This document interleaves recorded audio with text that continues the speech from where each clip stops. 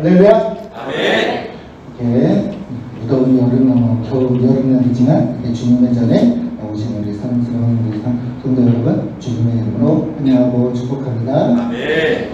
우리 참 좋으신 주님은 늘 우리와 함께 하신다고 하십니다. 우리가 힘이 없고 연약할 때 주님은 늘 우리에게 힘이 되어 주시고 또 우리를 지켜주신다고 합니다. 그런 주님은 이 시간 우리 함께 다 함께 힘차게 찬양하기를 원합니다. 이렇게 찬양하겠습니다.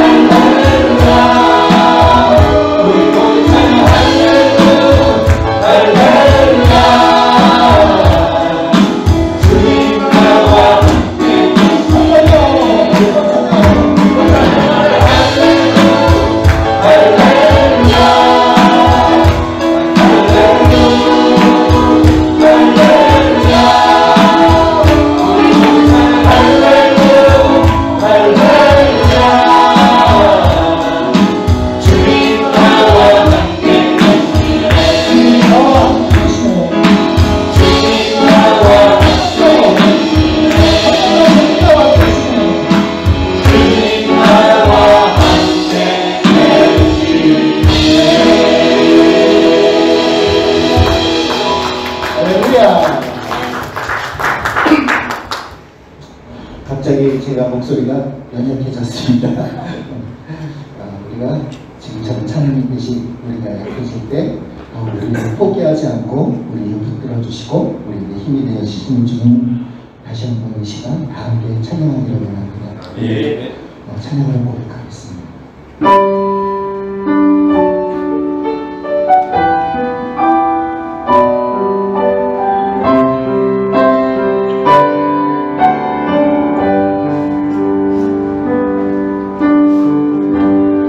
약할 때 강한 대신에 나의 무게가 되신 주 나의 모든 것 주 안에 있는 몸은 나는 포기할 수 없네 주 나의 모든 것 약할 때 강한 대신에 나의 보배가 되신 주 나의 모든 것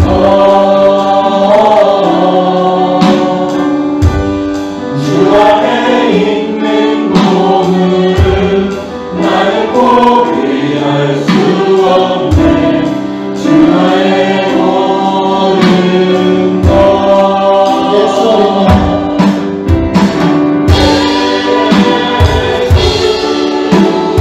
어린 자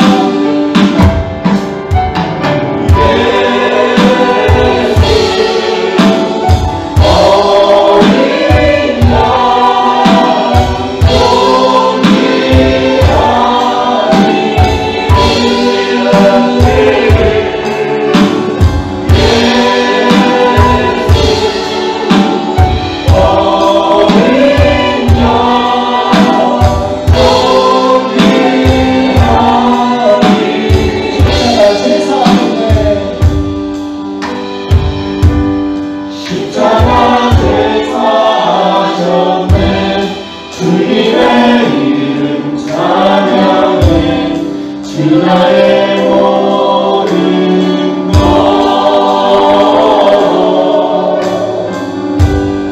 쓰러진 나를 세우고 나의 빈 나를 채우네 주 나의 모든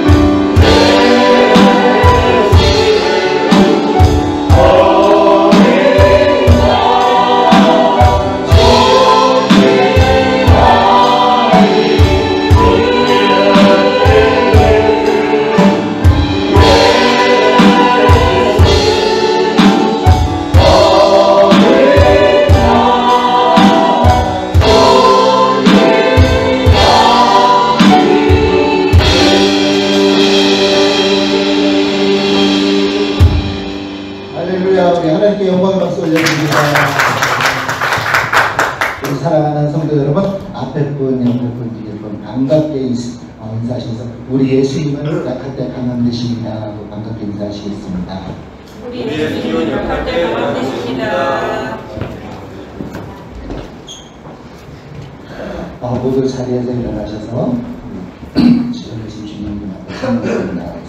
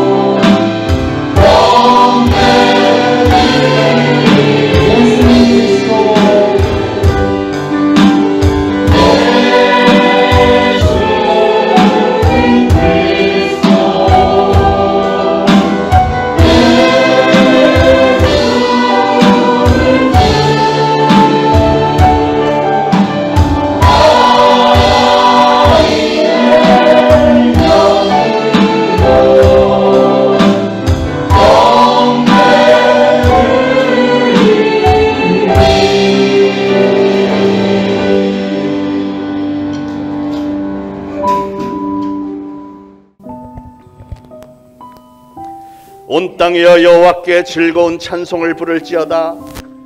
기쁨으로 여호와를 섬기며 노래하면서 그의 앞에 나아갈지어다. 여호와가 우리 하나님이신 줄 너희는 알지어다. 그는 우리를 지으시니요 우리는 그의 것이니 그의 백성이요 그의 기르시는 양이로다. 감사함으로 그의 문에 들어가며 찬송함으로 그의 궁정에 들어가서 그에게 감사하며 그의 이름을 송축할지어다. 여호와는 선하시니 그의 인자하심이 영원하고 그의 성실하심이 대대에 이르리로다. 아멘. 우리 이 시간 다 같이 각자 하나님 앞에 참회의 기도 올리겠습니다. 기도합니다. 하나님 아버지 은혜를 참으로 감사를 드립니다. 오늘도 거룩한 주일을 저희에게 허락하셔서 저희를 하나님의 성전에 나와 하나님의 이름을 부르며 찬양하며 또 말씀을 들으며 은혜를 체험할 수 있는 시간을 허락하여 주셔서 감사합니다. 이 시간은 참회의 시간, 하나님의 거룩하신 임재함 앞에서 고개 조아린 저희 모두들, 특별히 불초종, 주의 종이라 하면서도 하나님 앞에 송구스러운 일이 참으로 많습니다. 아버지 하나님, 하나님의 뜻 가운데 충성을 늘 다짐하지만 그러나 순간순간 넘어질 수밖에 없는 연약한 죄를 긍휼히 여겨주시기를 원합니다. 하나님, 그럼에도 불구하고 저희가 얼마나 하나님을 사랑하는지, 얼마나 하나님께 충성을 다짐하는지, 하나님의 말씀은 100% 무조건 순종하라고 작정한 불초종 우리 사랑하는 성도들을 보고 살피시고 우리의 모든 연약한 부분들, 우리의 모든 죄악을 하나님 예수 그리스도의 보혈로 덮으시고 씻으시고 용서하여 주셔서 오늘 저희들이 드린 예배가 하나님의 귀에 정말 아름다운 노래가 되어질 수 있도록 성령님께서는 기름 부으시고 악한 마귀 더러운 귀신들 틈타지 못하도록 막아주옵소서. 하나님께서 우리의 예배를 기뻐하심이 우리에게도 하감이 되어지고 저희들의 삶을 통하여서 항상 성령 충만하며 기쁨 충만하며 하나님이 주신 사명 세상 끝날까지 감당하다가 주님 앞에 설 수 있도록 우리 하나님께서 도와주시고 이 예배를 통해서 하나님께서 영광 거두어 주옵소서. 예수 그리스도의 이름으로 간절히 기도합니다. 아멘. 다 같이 사도신경으로 신앙 고백드리겠습니다. 전능하사 천지를 만드신 하나님 아버지를 내가 믿사오며 그 외아들 우리 주 예수 그리스도를 믿사오니 이는 성령으로 잉태하사 동정녀 마리아에게 나시고 본디오 빌라도에게 고난을 받으사 십자가에 못 박혀 죽으시고 장사한 지 사흘 만에 죽은 자 가운데서 다시 살아나시며 하늘에 오르사 전능하신 하나님 우편에 앉아 계시다가 저리로서 산 자와 죽은 자를 심판하러 오시리라. 성령을 믿사오며 거룩한 공회와 성도가 서로 교통하는 것과 죄를 사하여 주시는 것과 몸이 다시 사는 것과 영원히 사는 것을 믿사옵나이다. 아멘. 모두 착석하시고 함께 기도하시겠습니다.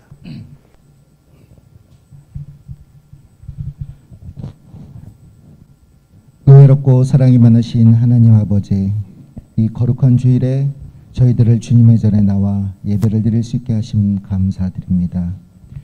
여기 모인 우리 모두는 서로의 성품은 모두 다르지만 하나님의 자녀된 몸으로 이 교회를 섬기며 주님을 닮아가기 위해 이 자리에 모인 줄로 믿습니다. 세상적인 욕심 버리고 주님만을 바라보게 하시고 성령님의 뜻에 따라 성령의 많은 열매 맺게 하시옵소서. 지난 한 주간도 아버지의 은혜 안에서 지낼 수 있게 하심을 감사드리며 혹여 저희가 세상 일을 할 때 몰라서 지은 죄, 알면서도 지은 죄가 있다면 이 시간 주님의 보혈로 덮어주시고 저희의 몸과 마음을 깨끗게 하여 주시옵소서. 오늘 아버지께 드리는 이 예배가 저희의 영과 진리로 경건하고 거룩한 산제물이 되어 드려지는 예배가 되게 하시옵소서. 나라를 위해 기도합니다. 정치, 경제, 외교, 안보, 러시아와 우크라이나 전쟁, 어디 한 치 앞을 내다볼 수 없는 국제적인 혼란과 혼돈으로 많은 어려움이 놓여 있는 상황에 우리나라는 새로운 정부가 시작된 만큼 새 대통령과 권력자들에게 아버지를 경외하는 마음을 주시고 또한 그들에게 지혜와 명철을 주시사 처해진 모든 난제들을 하나님의 계획하심과 인도하심에 따라 풀어가게 하시옵소서. 위기를 극복하게 하시고 그로 인해 아버지의 뜻에 합당한 나라로 발전될 수 있도록 인도하시옵소서. 육신의 질병과 물질의 어려움으로 힘들어하는 저희들을 긍휼히 여기시고 아버지의 은혜와 사랑으로 회복될 수 있도록 용기 주시고 위로 주시고 축복하여 주시기를 원합니다. 여호와를 앙망하는 자 새 힘을 얻어 독수리 날개치며 올라간 같이 주님의 말씀대로 다시 일어서는 힘과 용기와 지혜를 허락하여 주시옵소서. 또한 무엇보다 주님의 말씀을 듣고 아버지의 참된 자녀로 택함받은 우리가 잃어버린 영혼을 구원하는데 앞장설 수 있도록 능력 부어 주시옵소서. 땅끝까지 복음을 전하라는 그 말씀을 감당할 수 있는 능력 허락하여 주시옵소서. 또한 교회의 모든 성도들이 한 가족이 되어 서로 사랑하고 어떤 오해나 미워하는 마음이 나타나지 않게 하시고 오직 주님의 영광만을 위해 성령 충만하고 기쁨과 감사가 차고도 넘쳐 날마다 믿음의 역사가 나타나는 그런 복된 교회와 성도가 되게 하시옵소서.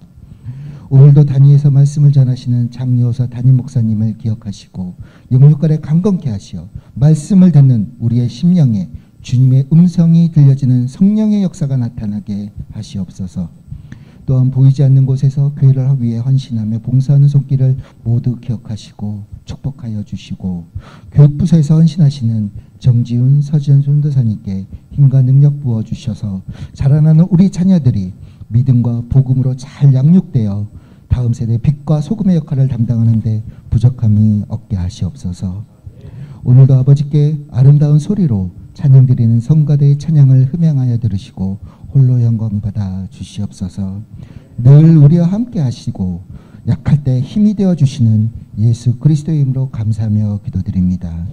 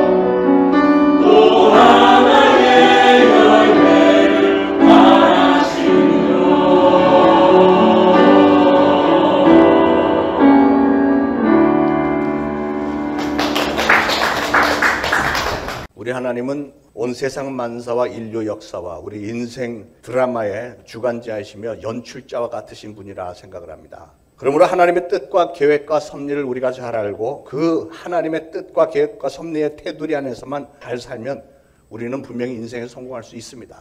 그런데 어떤 사람들은 하나님의 대본에도 없는 엉뚱한 짓들을 해서 돌이킬 수 없는 인생의 NG를 내면서 하나님의 마음을 탄식하게 만들죠. 그래서 그렇게 우리가 인생의 NG를 낼 때 연출자이신 하나님은 컷 이렇게 하시면서 멈추게 하실 때가 있습니다.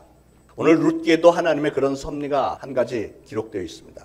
1절에 사사들이 치리하던 때라고 했는데 사사 시대는 이스라엘 백성들이 가나안 땅을 점령해 들어간 후에 기원전 1400년부터 1050년 정도까지 약 350년 동안의 기간인데 그 당시 사회는 아주 혼란 속에 빠져 있었고 사람들은 다 자기의 소견대로 말하자면 자기 멋대로 도덕적으로 영적으로 아주 무질서하게 타락한 가운데 살던 시기였습니다. 그들은 하나님에 대해서 무관심했고 가나안 이방 족속들과 어울려 살면서 우상 숭배와 쾌락에 아주 깊이 빠져들어갔습니다.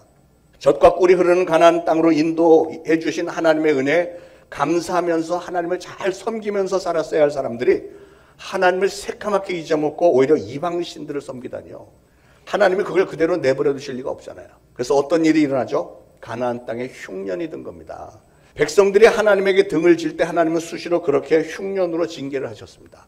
그래서 이 흉년이 점점 심해지자 사람들은 식량을 찾아서 다른 나라로 나가기 시작했습니다. 그때 베들레헴에서 살던 엘리멜렉 나오미 부부가 두 아들 말론과 기련을 데리고 혹시 양식을 얻을 수 있을까 해서 요단강 동쪽의 모압 나라로 이사를 갔습니다. 그러자 하나님께서 그 장면에서 컷 이렇게 하시는 거예요. 가지 말라는 겁니다. 하나님께서 기껏 인도해 주신 약속의 땅 가나안을 버리고 저 이방 원수의 나라 가지 말라는 거죠. 사랑하는 여러분, 우리가 먹고 사는 문제 때문에 하나님을 저버리고 세상 길로 나가면 모든 것이 다 뒤죽박죽이 돼버린다는 사실을 여러분 꼭 아시길 바랍니다. 인생은 선택이라고 했어요. 인생은 선택을 잘해야 되는 거예요. 수시로 우리는 선택의 기로에 서게 되는데 이리 갈까 저리 갈까 이 선택을 항상 잘하는 사람이 성공하는 겁니다. 요한삼서 1장 2절에 사랑하는 자여 내 영혼이 잘됨 같이 내가 범사에 잘되고 강건하기를 간구하노라 이런 말씀이 있죠. 이걸 바꿔서 말하면 우리가 범사에 잘되고 강건하기를 원한다면 가장 먼저 갖춰야 되는 것은 우리의 영혼이 잘 돼야 된다는 거예요. 그것이 온전한 신앙인의 삶의 우선순위입니다. 영적인 축복이 가장 첫 번째라는 거예요. 이 순서가 뒤바뀌면 이 순서가 정상화가 되기까지 우리는 많은 우여곡절을 겪게 되어 있습니다. 나오미의 가정은 가나안 땅에 흉년이 와서 먹고 사는 일에 문제가 생겼다고 해서 자기들의 영혼은 그냥 내버려두고 하나님을 버리고 이방 땅으로 갔다가 그냥 몰락하고 만 사건입니다. 여러분, 우리 인생에는 연습이라는 게 없습니다. 무슨 TV 연속곡 촬영하는 것처럼 뭐 좀 잘못되면 다시 돌이키거나 편집할 수 없습니다. 처음 태어나면서부터 우리 인생은 순간순간이 돌이킬 수 없는 생방송입니다, 여러분. 그러기에 우리가 어떤 잘못된 길로 들어섰을 때 하나님은 우리가 우리의 삶의 모습을 깊이 점검하고 반성하고 회개하고 돌이키라고 수시로 어떤 사건들을 우리 인생길에 일으키십니다. 나오미는 생계의 어려움을 피해서 모압 땅으로 가봤지만 그 땅에 훨씬 더 큰 어려움을 당했습니다. 어떤 어려움을 당했죠? 가장 먼저는 가장이었던 남편 엘리멜렉이 죽어버렸습니다. 그때 깨닫고 돌아오기만 했어도 얼마나 좋았겠습니까? 그러나 나오미는 깨닫지 못했어요. 그래서 아들을 결혼시켰는데 하나님을 알지 못하는 모압 여인들과 결혼하더니 1년만 더 살아보자. 계속 이러다가 결국 아들 말론과 기련도 다 죽었고 나오미는 이제 모압 땅에서 얻은 그 두 며느리들과 함께 과부가 됐습니다. 세 과부가 함께 살게 됐습니다. 여러분, 나오미가 당했던 이 고통과 슬픔의 원인이 무엇이었습니까? 이런 걸 우리가 잘 알아야 돼요. 나오미가 당했던 이 고통과 슬픔의 원인이 무엇이었는가? 그건 하나님의 계획과 섭리에 있지도 않은 엉뚱한 짓을 자기 멋대로 저지르는 바람에 이렇게도 슬프고 안타까운 NG를 낸 겁니다. 그렇기 때문에 연출자이신 하나님의 징계를 받게 된 거예요. 사랑하는 여러분, 여러분은 그런 불필요한 어려움은 당하지 않게 되시기를 바랍니다. 여러분의 인생길에 하나님께서 혹시 어떤 커트하는 이런 때가 온다면 그게 하나님의 메시지인 줄 빨리 깨닫고 더 큰 일이 벌어지기 전에 빨리 회개하고 하나님을 향해서 돌아서는 분별력과 결단력을 꼭 좀 가지시길 바랍니다. 개인적인 경제 사정이나 어떤 인간관계에서 오는 문제나 어떤 심각한 사건이 여러분의 인생길에 벌어졌을 때 우리는 가장 먼저 하나님의 뜻을 생각해. 하나님의 뜻과 섭리, 여기에 맞는 건가? 이걸 생각하고 이런 사건을 통해서 하나님은 나에게 오늘 과연 무엇을 말씀하고 계신지 귀를 기울이셔야 됩니다. 요단강 건너 저 모압 땅이 아무리 풍요로워 보이고 좋아 보인다고 해도 우리는 하나님의 언약의 땅 가나안에 머물러 있어야만 문제가 해결이 되고 회복의 길이 열리는 법입니다. 세상이 아무리 좋아 보여도 하나님의 품에 머물러 있으라 그 말이에요. 오늘 내가 여기서 좀 어렵다고 해서 다른 데 돌아가 보면은 괜찮아질까요? 그렇지 않습니다. 하나님의 품을 벗어나서 새로운 길을 가보면 일시적으로는 좀 얻는 것이 있는 것처럼 보일지도 모르지만 그런 것들과는 바꿀 수 없는 훨씬 더 소중한 것들을 잃어버리게 되어 있습니다. 여러분, 우리가 피할 곳은 모압이 아니고 하나님께로 피해야 됩니다. 문제가 있으면 우리는 하나님을 찾아야 되고 하나님 앞에서 제대로 해결을 해야 되고 하나님의 도우심으로 우리 인생의 문제를 해결을 해야지, 우리가 하나님을 떠나서 어디 가서 어떻게 진정한 문제를 해결을 볼 수 있다는 말입니까? 사랑하는 여러분, 우리가 신앙생활을 열심히 해도 때때로 흉년은 찾아오게 되어 있습니다. 가난도 오고 코로나 같은 이런 몹쓸 전염병이나 질병도 오고 전쟁도 일어나고 천재지변도 일어나고 사랑하는 사람을 잃어버리는 슬픔도 오겠지만 진정 하나님을 의지하고 믿는 신앙이라면 그럴 때일수록 하나님에게 더욱더 기도로 매달리고 하나님의 위로와 회복의 때를 기다리는 게 맞죠. 나오미는 모압에 가 있던 10년 동안 산전수전 다 겪으면서 이런 사건들, 체험들을 통해서 결국은 깨닫고 돌아오게 되었잖아요. 오늘 이 사건을 볼 때 하나님께서 지적하는 죄 3가지가 있습니다. 하나님께서 지적하시는 죄 첫 번째는 지나친 자유주의입니다. 1절에 보니까 사사들이 치리하던 때라고 표현을 했습니다. 사사들이 치리하던 때, 사사시대는 그때 상황은 어땠습니까? 사사기 21장에 뭐라고 했냐면 그때 이스라엘의 왕이 없으므로 사람들이 각자의 소견에 옳은 대로 행하였더라 그랬습니다. 이게 성경 구절이니까 점잖게 써서 그렇지 쉽게 표현하면 사람들이 다 지 멋대로 살았다는 거잖아요. 아마 나오미와 엘리멜렉도 그런 지나친 자유주의, 즉 방종과 타락의 풍조에 익숙해져 있었을 것입니다. 흉년을 만났을 때 하나님 앞에 기도했다는 얘기가 없어요. 기도도 한번 해보지 않고 그냥 모압 땅으로 가버린 것도 그렇고요. 두 아들을 아무 생각도 없이 이방 모압 여인들과 결혼시킨 것도 하나님의 말씀과 규례를 무시하고 자기들의 멋대로 살았던 불신앙의 태도였습니다. 그런데 여러분, 사사시대에는 백성들이 하나님의 말씀을 무시하고 자기들의 소견에 옳은 대로 제 멋대로 살았다 그랬는데, 그런데 그때만 그랬을까요? 오늘날은 어떻습니까? 오늘도 역시 많은 사람들이 제 멋대로들 살고 있지 않습니까? 신앙인들 중에서도 하나님을 믿고 따른다고 하면서도 사실은 자기 복음, 자기 생각을 이게 온전한 신앙이라고 주장하면서 그냥 자기 생각대로 사는 사람들이 얼마나 많습니까? 여러분, 그리스도인이라는 어떤 사람이죠? 그리스도인이라는 호칭은 초대 안디옥 교회에서부터 시작이 됐잖아요. 초대 안디옥 교회 성도들의 사는 모습이 세상 사람들과 분명히 달랐는데 그 지역 사람들이 볼 때 너무 좋은 거예요. 저 안디옥 교회를 다니는 사람들의 삶의 모습이 너무 아름답습니다. 그래서 그 사람들이 붙여준 이름이 크리스찬이라는 이름이에요. 처음에는 조롱하는 말로 쓰였습니다. 아, 저 그리스도라는 사람을 따르는 저것들. 그랬는데 이 사람들의 모습이 너무 아름다운 걸 보고, 이야, 저 그리스도인들은 정말 달라. 정말 대단하네. 칭찬으로 변한 겁니다. 비록 처음에는 세상 사람들로부터 손가락질을 받았어도 성실하게 예수 그리스도의 사랑의 교제를 실천하면서 만나는 사람들마다 예수 그리스도의 복음을 전파하며 헐벗고 굶주린 사람들, 불쌍한 사람들을 구제하고 그들을 예수 그리스도를 믿고 구원받는 삶으로 인도해주는 삶을 살았던 사람들이 바로 그리스도인들입니다. 그런데 여러분은 오늘날 그리스도인이라고 호칭을 받고 있는데 과연 여러분도 그 일을 잘 하고 계신지요? 매일매일 그 일을 실천하고 계십니까? 내 소견대로 사는 게 아니라 하나님의 뜻에, 예수 그리스도의 뜻에 맞춰서 사는 사람이 그리스도인입니다. 만나는 사람마다 예수 그리스도를 증거하는 사람이 그리스도인입니다. 저는 우리 초대신앙교회 성도님들은 초대 안디옥 교회 성도들처럼 그렇게 진정한 의미의 그리스도인들이 다 되시기를 간절히 바랍니다. 하나님이 지적하시는 죄 두 번째는 하나님보다도 물질을 쫓아갔다는 거예요. 1절에 그 땅에 흉년이 드니라 유다 베들레헴의 한 사람이 그의 아내와 두 아들을 데리고 모압 지방에 가서 거류했다 그랬는데, 그 아래 21절에 나오미가 푸념한 말이 있는데 뭐라고 했냐면 내가 풍족하게 나갔더니 여호와께서 내게 비어 돌아오게 하셨느니라 그랬어요. 이 말을 좀 곰곰이 생각해 보면 좀 이상한 부분이 있습니다. 내가 풍족하게 나갔더니 그랬어요. 무슨 뜻이죠? 그들이 처음에 가나안 땅의 흉년을 맞아서 그들이 모압 땅으로 나갈 때는 경제적으로 풍족했었대요. 부자였다는 겁니다. 자, 그러면 그들이 왜 모압으로 갔을까요? 가나안 땅에 흉년이 왔을 때 겁이 난 거죠. 야, 우리가 여기 있다가는 이 흉년 여기서 완전히 다 알거지가 되겠구나. 자기들의 경제적인 부요를 이 흉년과 불경기라고 하는 악조건에서 혹시 다 날려버리게 되지 않을까 하는 두려움 때문에 모압으로 갔다는 걸 알 수 있잖아요. 굶어 죽을 지경이 돼서 어쩔 수 없이 나간 게 아니고 혹시라도 경기가 안 좋아질까 봐. 지금 부동산 값이 올랐을 때 돈 많이 받고 아파트 팔고 땅 팔고 돈 다 챙겨 들고 나갔다는 거예요. 디모데전서 6장 10절에 이렇게 말씀합니다. 돈을 사랑함이 일만 악의 뿌리가 되나니 이것을 사모하는 자들이 미혹을 받아 믿음에서 떠나 많은 근심으로써 자기를 찔렀도다 그랬어요. 오늘 이 엘리멜렉과 나오미도 그렇게 일만하게 뿌리가 되는 돈을 사랑해서 미혹을 받아서 믿음의 땅 가나안을 떠나서 저 이방 나라 모압으로 갔다가 결국은 큰 슬픔과 고통과 좌절을 맞게 되었다는 얘기 아닙니까?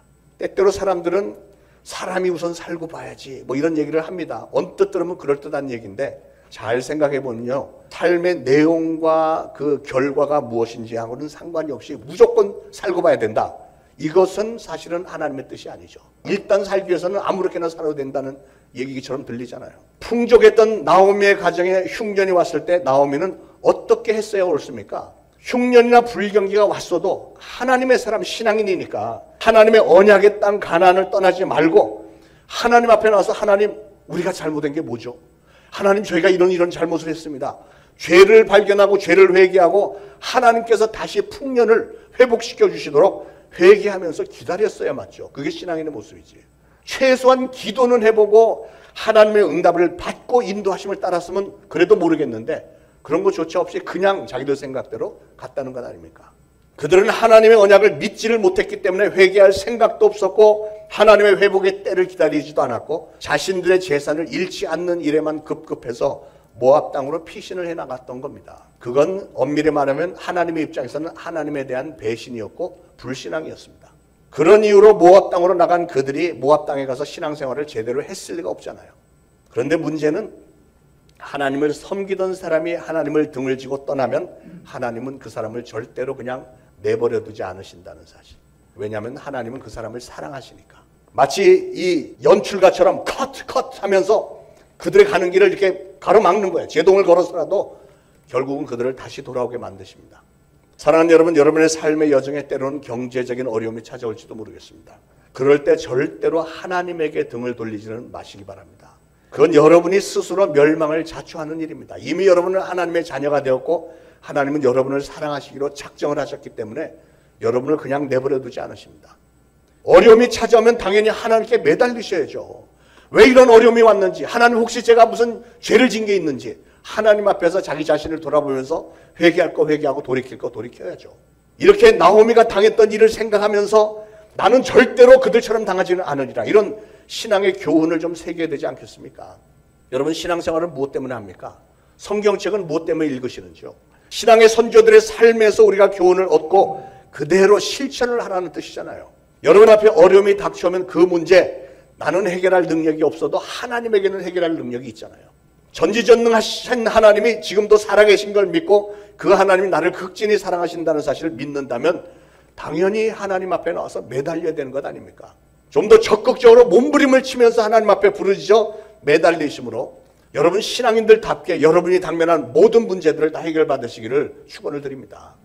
하나님이 지적하시는 죄 세 번째는 우상 숭배자들과 함께했던 죄였습니다. 모압이라고 하는 나라, 모압은 누가 세운 나라죠? 모압은 놀랍게도 모압이 세운 나라입니다. 모압은 아브라함의 조카 롯이 자기의 딸과의 사이에서 난, 말하자면 콩가루 족보에서 태어난 사람이 모압입니다. 암몬과 모압 두 아들이 태어났잖아요. 모압이라는 사람이 요단강 동편에 건설한 나라였는데 그 민족은 아주 음란한 민족이었고 그모스라는 우상을 섬겼던 나라입니다. 나오미의 두 아들 말론과 기럐이 결혼했던 룻과 오르바라고 하는 두 여인은 원래는 하나님을 몰랐고 우상을 섬겼던 사람입니다. 나오미의 두 아들은 하나님을 떠나서 이방 나라에 가서 이방 여인과 결혼을 했는데 그 아들들이 과연 신앙생활 잘했을까요? 잘했을 리가 없잖아요. 그렇게 되는 게 아니에요. 그럴 사람이었으면 아예 처음부터 가나안을 떠나지를 않았을 것이고 이방 여인과 그렇게 쉽게 결혼하지 않았을 것입니다. 그리고 남편은 일반적으로 아내의 신앙을 따르게 돼 있잖아요. 여러분 가정도 대부분 그러실 텐데, 그렇게 지혜로웠던 솔로몬도, 하나님을 그렇게 잘 섬겼던 솔로몬도 우상 숭배를 하던 수많은 이방 아내를 얻었기 때문에 그 아내들 때문에 솔로몬도 우상 숭배에 결국은 빠져서 패망하고 말지 않습니까? 이미 결혼한 분들이 어쩔 수 없겠지만 아직 결혼하지 않은 싱글들, 그리고 여러분의 자녀들은 반드시 신앙이 있는 사람과 결혼시키시기 바랍니다. 여러분, 신앙이 없는 사람과 같이 사는 거 불행 중에 불행입니다. 해보신 분들은 다 아시겠죠. 결혼 전에 믿지 않던 사람을 내가 결혼해서 믿게 만들 수 있어요 라고 말하는 사람은 좀 머리가 나쁜 사람이든지 과대망상증에 걸려있는 사람입니다.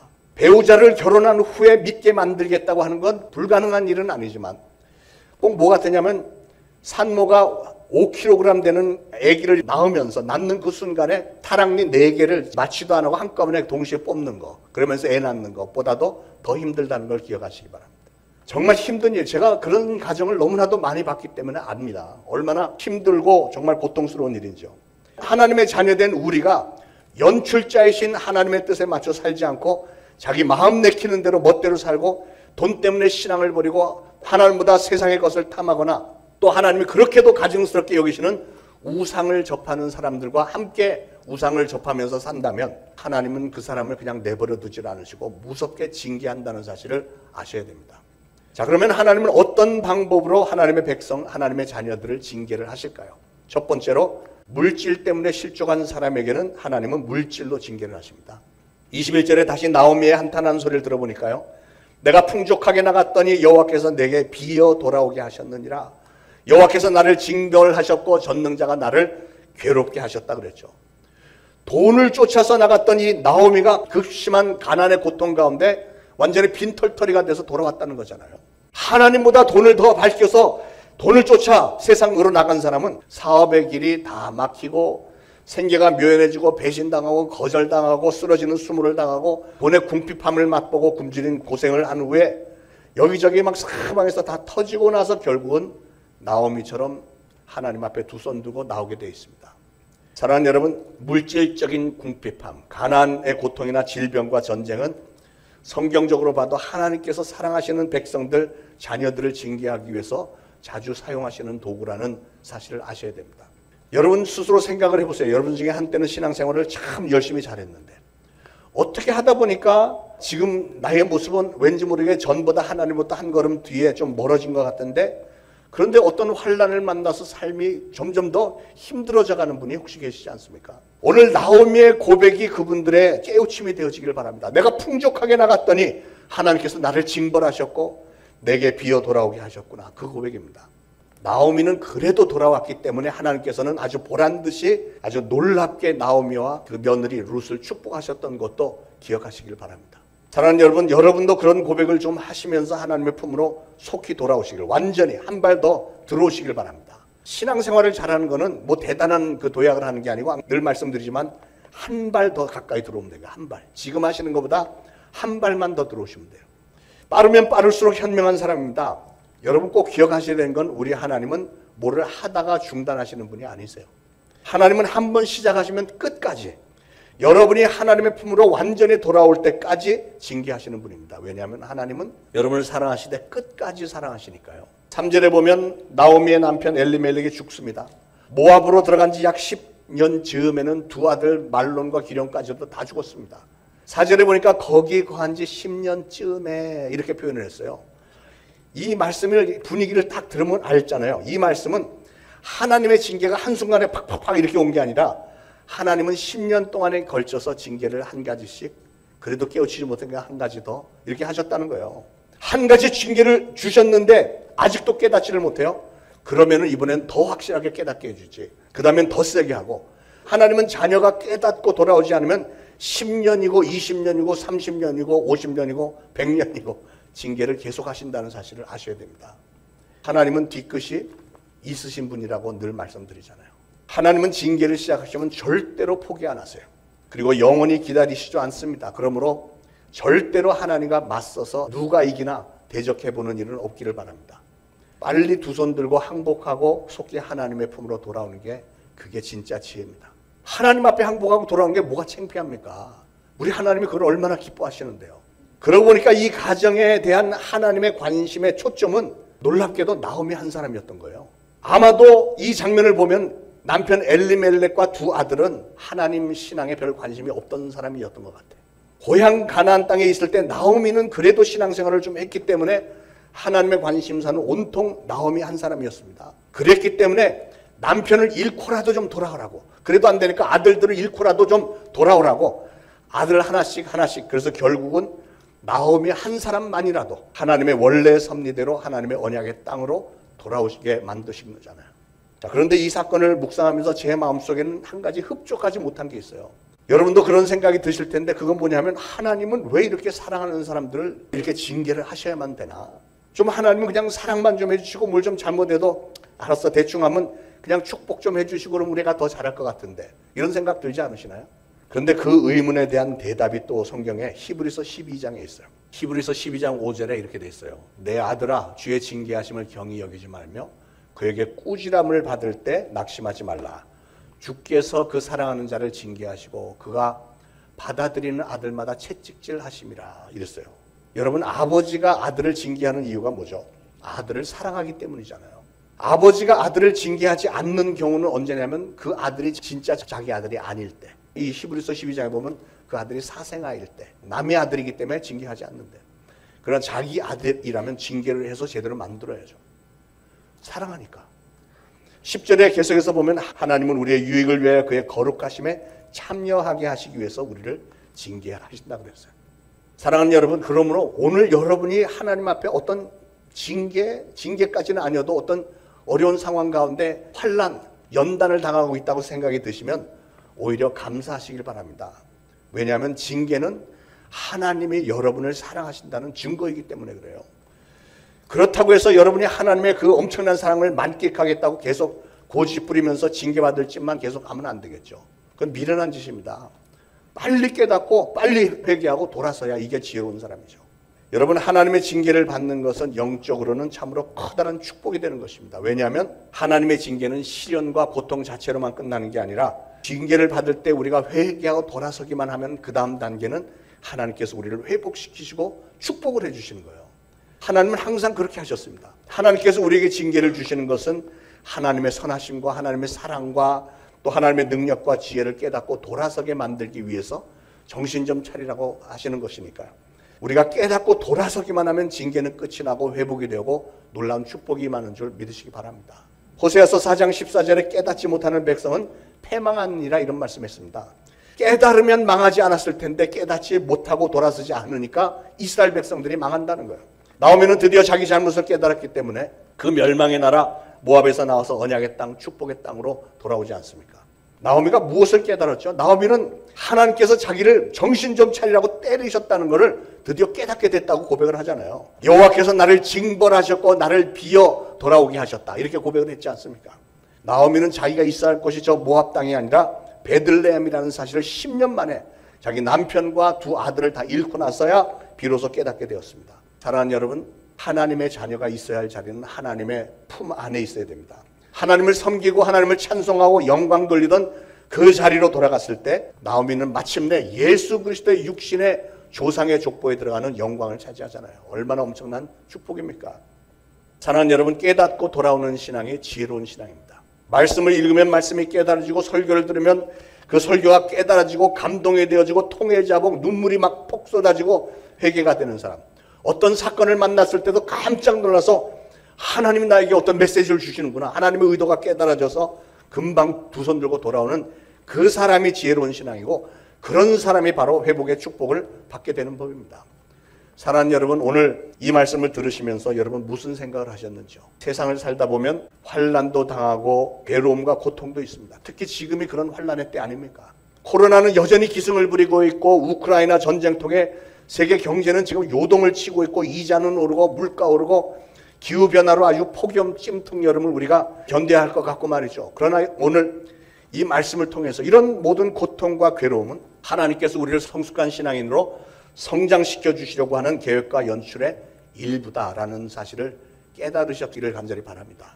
여러분은 혹시라도 이런 환난이 견디기 힘들다면 여러분 인생의 연출자이신 하나님의 주권을 재확인하고 벌떡 일어나서 하나님 앞에 두 손 들고 항복하시기 바랍니다. 하나님의 품에 안겨서 적극적으로 매달리는 신앙생활을 하심으로 이제 이후로 모든 징계와 고통이 엄청난 축복으로 반전이 되는 축복이 저와 여러분에게 풍성하게 있기를 축원을 드립니다. 기도하겠습니다. 하나님, 저희들 참으로 우둔하여서 하나님께서 아무리 가르쳐 주시고 보여주시고 들려주셔도 깨닫지 못할 때가 많은 것을 고백합니다. 하나님, 저희들 간절히 소원하기는 저희들에게 하늘의 지혜와 분별력 주시어서 하나님의 메시지를 속히 깨닫게 해주시기를 원합니다. 나오미처럼 10년 동안이나 남편을 잃고 두 아들을 다 잃은 후에 깨닫는 것이 아니라 징계받기 전에 오늘 말씀을 들은 것만으로도 이미 다 깨달아서 하나님의 품에 늘 거하는 저희들이 되도록 만들어 주시기 원합니다. 저희 초대신앙교회 성도들, 마치 초대 안디옥교회 성도들처럼 진정한 크리스찬, 주님을 닮은 사람들 되도록 녹여주시고 빚어주시고 만들어 주옵소서. 연출자이신 하나님의 섭리를 잘 깨달아서 오늘 역사 속에서 주님으로부터 가장 많은 칭찬 듣는 성도와 교회가 되게 성령님 도와주옵소서. 예수 그리스도 이름으로 간절히 기도합니다. 아멘. 자, 말씀 생각하시면서 찬송가 393장 1절 2절 부르면서 준비하신 예물 바치겠습니다.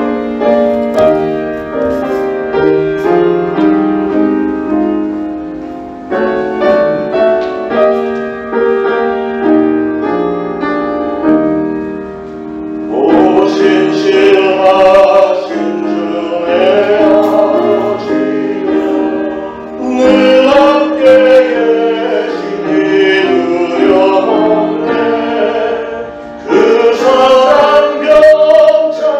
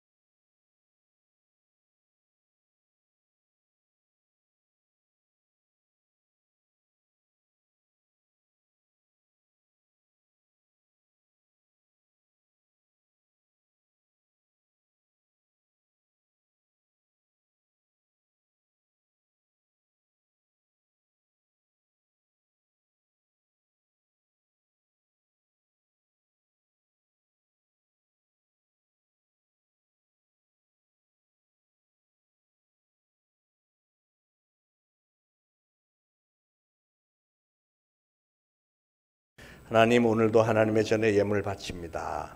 저희들의 정성을 좋게 여기시고 바쳐진 예물이 주님의 몸된 교회를 세워나가고 하나님의 나라 확장을 위해서 요긴하게 잘 쓰임 받을 때 30배, 60배, 100배의 열매들이 맺어져 하나님께 영광 돌리게 하옵소서. 바친 모든 손길들 하나님 특별히 축복하셔서 그들이 이 땅에서 손을 하는 모든 일 위에 많은 열매가 있게 하시고 각 가정들 물질에 부족함이 없이 궁핍함 없이 오히려 여유가 있어서 하나님께 더 많이 바치며 주변에 어려운 이들에게 많이 베풀 수 있는 손길들 되도록 축복하옵소서. 예수 그리스도로 간절히 기도합니다. 아멘. 자, 교회 소식 알려드립니다.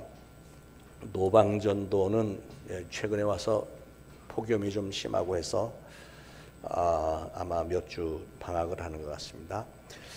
우리가 교육부서 수련회 다 잡혔는데요. 7월 23일 토요일에 유치부, 초등부 그리고 중고등부 여름 수련회가 같은 날이 있습니다. 유초등부, 유치부는 23 토요일 주일 이틀에 걸쳐서 일어나라 빛을 발하라 제목으로 이번에는 그 킨텍스 상상 체험 키즈월드가 주제인 것 같습니다. 여러 가지 프로그램이 많이 있습니다만 중고등부 수련회는 특별히 고향 스포츠 몬스터에 아이들 데리고 즐거운 시간도 되고 또 교회에서 예배도 드리고 부장 선생님 댁에 가서 식사도 저녁에 또 하고 여러 가지 하는데 특히 중고등부에서 다음 주일 일일 카페를 하려고 합니다. 예배 후에 여기서 아마 일일 카페에서 좀 모금을 해서 이번 수련회 비용으로 충당하려고 하는 것 같으니까 많은 협조를 부탁드리고요. 청년부는 8월 14일 주일부터 15일 월요일 사이에 하나님께서 만드신 아름다운 자연 속에서 말씀과 교제를 나눈다고 했습니다. 많은 기도와 후원을 부탁을 드리겠습니다. 자, 모두 일어나셔서 384장 1, 2절 부르시고 축도로 예배 마치겠습니다.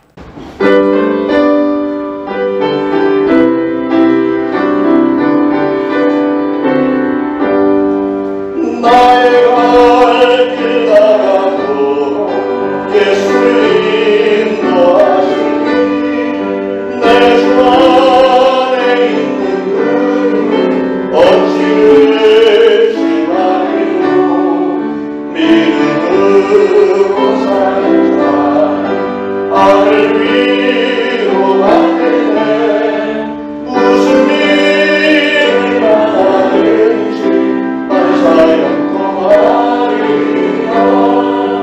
무슨 일을 만나든지 만사경고 하리라 나의 발길 나가고 예수를 인도하시니 어려운 일 당할 때도 족하는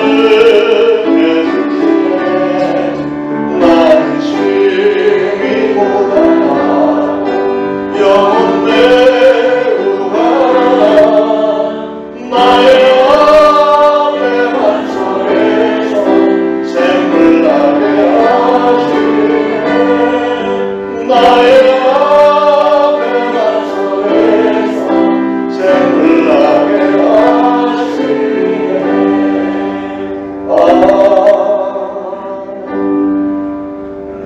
이제 우러러 죽어나 엎기는 우리 구주 예수 그리스도의 무한하신 은혜와 하나님 아버지의 극진하신 사랑과 성령님의 감동, 감화, 교통, 위로하심이 오늘 거룩한 주일에 주님의 전에 나와 예배드리고 오늘 주신 말씀을 마음에 잘 새겨서 나도 나의 평생에 하나님의 섭리와 경륜과 계획과 질서 따라서 하나님께서 나에게 메시지를 주실 때마다 깜짝깜짝 놀라서 하나님 앞으로 돌아오고 해서 하나님의 마음에 합한 신앙인이 되리라. 작정하는 모든 성도들 머리 위에 이제로부터 영원토록 항상 함께 있을지어다. 아멘.